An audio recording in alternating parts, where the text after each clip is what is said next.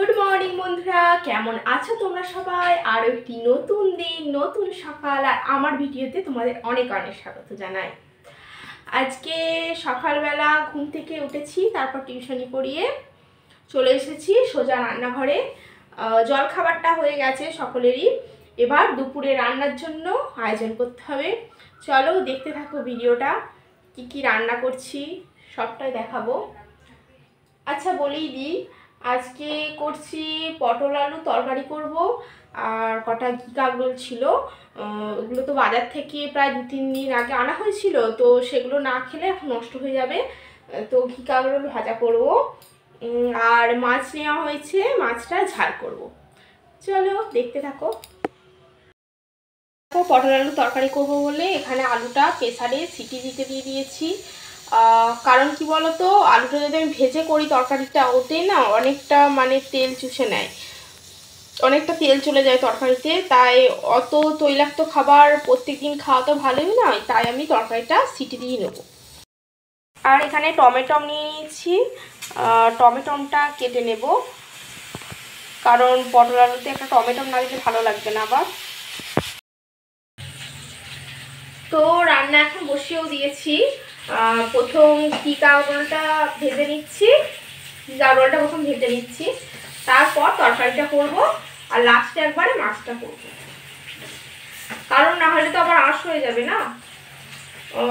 এর সাথে যদি মাছটা আমি প্রথম করে নিই তাহলে এই তরকারিগুলো আঁশ হয়ে যাবে, তার জন্য প্রথম নিরামিষের দিকটা করে নেব, তারপর মাছটা করব। তো চলো রান্নাটা করে নিই, দেখতে থাকো।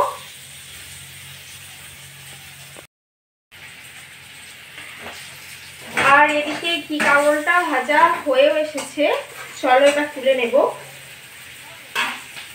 আবার বেশি ভাজলে কি বলতো ভালো লাগে না, আমার তো ভালো লাগে না, এখন জন্য দেখেছি বেশি ভেজে খাই, মানে খুব কড়া লাল লাল করে ভাজা যেটা, আমি আবার খুব বেশি কড়া ভাজাটা খাই না,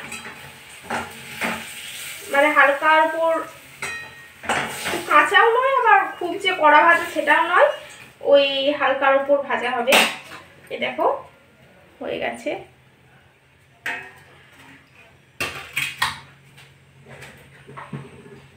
এবার কড়াইয়ে আর একটু তেল দিয়ে দেবো, পটলটাকে ভেজে নেব, কারণ পটলের তরকারিটা হবে। চলো পটলটা দিয়ে দিয়ে যাক।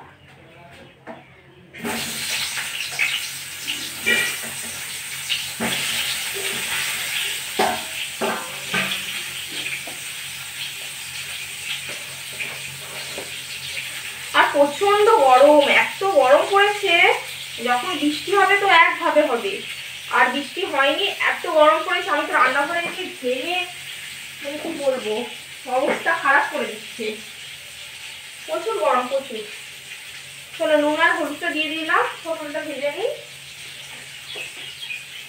তরকারিটা হবে পরে মাছটা হবে। আর ভাতটা আগে করে নিয়েছি, ভাতটা আগে হয়ে গেছে, ভাতটা ওই যখন ঘরে কিছু কাজ ছাড়ছিলাম, ভাতটা এদিকে ফুটতে দিয়েছিলাম, তখন ভাতটা হয়ে গেছে, কারণ ভাতটাই তো হতে বেশি টাইম লাগে। আর তরকারিটা যদি আলু সেদ্ধ করে করি তো সেরকম কোনো ব্যাপারই না, আলুটা সেদ্ধ করে নিলাম, পটলটা ভেজে নিলাম, তারপর তরকারিটা হতে বেশিক্ষণ টাইম লাগে না, ভাতটাই টাইম লাগে, ভাতটা একটু ফুটতে টাইম লাগে। তরকারিটা হোক, চলো দেখতে থাকো।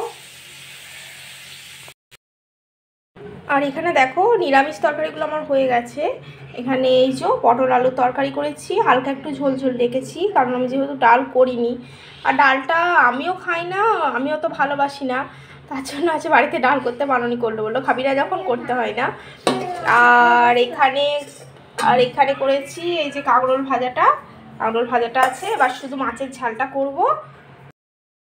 তো এখন রান্না বান্না সব হয়েই গেছে, এখন রান্নাঘরটা একটু পরিষ্কার করে নেব, চলো পরিষ্কার করে নিয়ে যাক, দেখতে থাকো।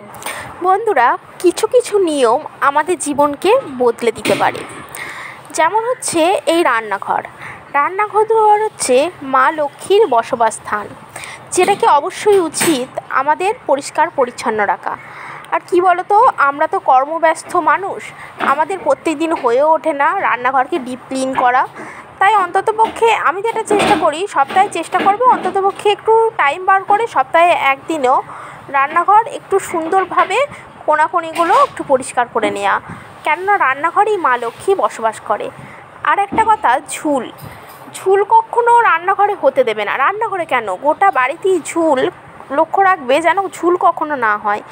ঝুল হওয়া খুবই খারাপ। ঝুল মানেই নেগেটিভিটি, সেখানে নেগেটিভিটি আছে, ঠিক আছে? তাই ঝুল কখনো হতে দেবে না। সব সময় ক্লিন রাখবে বাড়িঘর, চেষ্টা করবে ক্লিন রাখার, তবেই দেখবে সেখানে পজিটিভিটি বিরাজ করে। চলো এখন রান্নাঘরটা আমি ভালো করে পরিষ্কার করে নিই। আর এই টাইলসগুলো না খুব তেলচিটেগুলো এমনভাবে টেনে নেয় এই গোটা রান্নাঘরটাতেই। চলো পরিষ্কার করে। তো এখন সব রান্নাঘরের কাজকর্ম হয়ে গেল। আমি এই মাত্র ঘরে এলাম, এই দেখতেই পাচ্ছ চুলটা আঁচড়ালাম। এবার স্নান করে নেবো, স্নান করতে যাব, যেহেতু ঘেমে গেছি। গরম, রান্নাঘরে প্রচুরই গরম, আর কদিন তো বিশেষ করে খুবই গরম পড়েছে। তো তার জন্য সকালে আমি প্রথমে রান্নাটা করে নিচ্ছি এখন কদিন, তারপরে একবারে স্নান করছি, নাহলে রান্না করতে করতে সেই ঘেমে আর এক অবস্থা হবে। আর যদি ভাবি যে প্রথমে একবার স্নান করে রান্না করে দিয়ে আবার রান্না করে ঘেমে গেলে একবার গা ধুয়ে নেবো, আমার তো ওটা হবে না।